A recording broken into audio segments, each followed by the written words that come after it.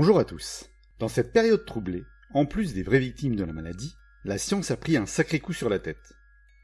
Le fait que les scientifiques et les médecins se soient retrouvés sur les plateaux télé ou autres plateformes et ont passé leur temps à débattre sans arrêt des chiffres et ce qu'il fallait qu'on fasse avec ces chiffres, ont amené au public une image brouillonne de ce qu'est la science. Le pire, c'est que ce sont des débats normaux et ils sont représentatifs des discussions que les scientifiques ont entre eux. Mais cela se passe généralement dans les labos, les journaux scientifiques ou les colloques, pas sur les plateaux télévision. Et c'est là le problème, car ces débats sont difficilement audibles pour un public non initié. Ajoutez à cela des gourous profitant du biais d'autorité, vous savez, ces prix Nobel et autres grands professeurs qui ont encore brouillé le message. Je le répète encore une fois, ce qui se passe devant les caméras entre scientifiques ou médecins, c'est normal, c'est le fonctionnement de la science. Lorsqu'on réalise des recherches, on monte des expériences pour tester une théorie, une idée, une équation, une réaction.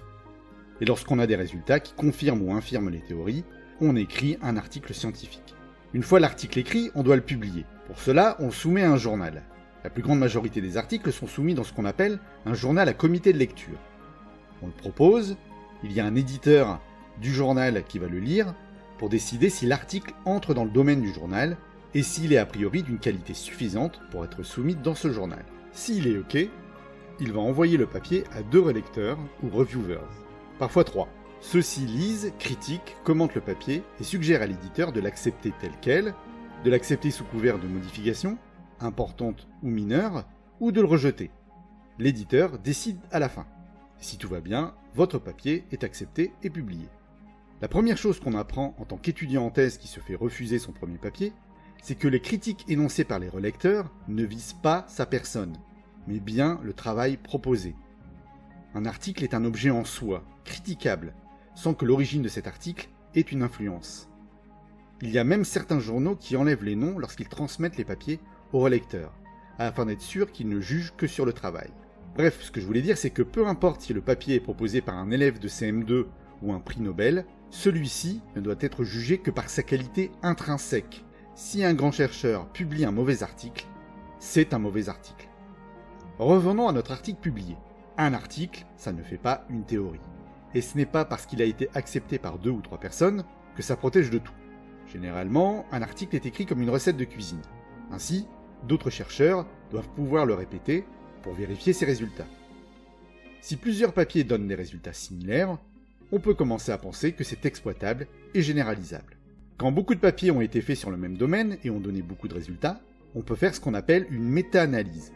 C'est-à-dire qu'on va tester statistiquement l'ensemble des données pour voir si les théories ou les hypothèses sont validées. Avec cette vue d'ensemble, on peut commencer à faire confiance aux idées et aux théories observées. Ainsi, les idées scientifiques sont globalement débattues dans les journaux.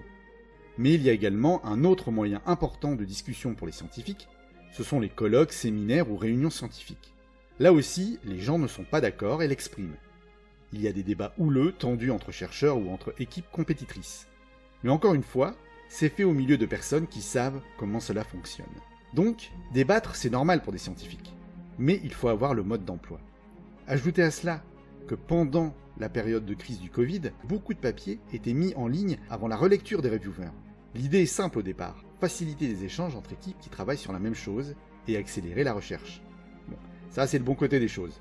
Mauvais côté des choses, pas vraiment de vérification très poussée. Alors ce n'est pas le plus gênant pour les chercheurs qui, lorsqu'ils vont lire cet article, ont les moyens de critiquer par eux-mêmes, mais c'est problématique quand des gens non initiés, comme des journalistes, lisent cela de travers et sans recul, et les livrent tels quels au public. Ajoutez à cela le fonctionnement du monde scientifique, avec des scientifiques qui sont des hommes et des femmes comme les autres. Et comme dans tous les types de sociétés, ce ne sont pas tous des bisounours, et il y a des choses pas claires. Ainsi, le processus de publication peut être un peu biaisé. Soit on ne fait pas passer l'article par des journaux à comité de lecture, mais dans un journal sans comité de lecture, qui accepte tous les papiers si les frais de publication sont payés. Mais même dans les journaux à comité de lecture, on note parfois qu'il y a des irrégularités. Par exemple, du favoritisme de l'éditeur en chef quand on est dans la même équipe, ou si on a des intérêts communs avec l'auteur. C'est ce qui se passe un petit peu avec des scientifiques à la mode aujourd'hui. Parfois, quand on soumet l'article, on ajoute le nom d'un scientifique connu dans la liste d'auteurs, pour faciliter la publication. Certains relecteurs cassent des papiers car ils sont en concurrence avec les leurs. Bon, aujourd'hui, la plupart des revues demandent aux auteurs s'ils ne veulent pas être lus par certains scientifiques. Et oui, on va pas se le cacher, il y a des batailles de clochers, même en sciences. Ce n'est pas nouveau, et c'est normal, c'est un milieu très compétitif, mais là aussi, normalement, grâce au fonctionnement normal de la science, que je vous ai montré, et avec le temps, on finit par dévoiler une grande partie des problèmes. Pour conclure, ce qu'on voit à la télévision, c'est la science qui fonctionne bien. Le problème, c'est la connaissance du fonctionnement de cette science, mais c'est également le temps. En effet, la science a besoin de temps. La recherche, ça prend du temps. Et ici, on n'en a pas beaucoup et ça nous pousse à dire et à faire des bêtises. Mais malgré le manque de temps, il faut continuer à faire de la bonne science en essayant de l'expliquer le mieux possible au public.